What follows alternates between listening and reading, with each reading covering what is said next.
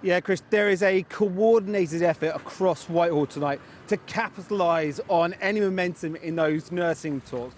And look, there are two things happening here at the same time. Firstly, unions and government departments are still trying to agree pay deals for last year.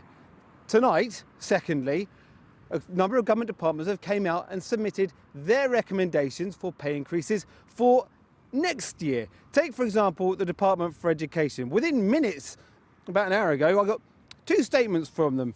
First of all, they were saying that they are now willing to meet with unions to discuss pay and terms, but the condition of meeting on pay and terms is that upcoming strikes are called off. Now, that is movement. Just last week, the unions walked out of talks because pay wasn't on the table. There is movement there. You can get that sense that there is some momentum.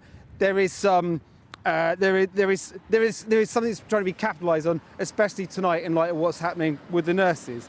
Then, of course, about a couple of minutes later, I get another statement from them saying, oh, by the way, here is our submission to the independent pay review for pay increases for next year. Now, look, it's important to say this is not the final offer. This is the start of the negotiations. The government departments make their submissions to the independent bodies, pay review bodies. Lots of other people do too. That offer from, or that recommendation, sorry, from the Department of Education is 3.5% for most teachers. Now, that is much lower than inflation, but crucially, this was explained to me that that would not be a fresh 3.5% found for schools. That could be what the Department of Education decide that schools have within their budgets for money they've already been promised by government, that schools have to find to give to the teachers. So this isn't fresh money.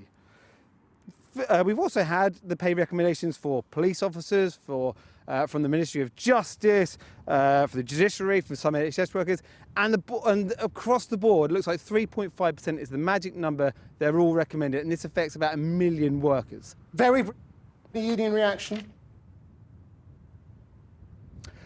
Not great. I mean, you already heard from Victoria there, unions talking about those talks with the Department for Health tonight on just reaction to this 3.5% across the board. I've got union after union here, statements being put out.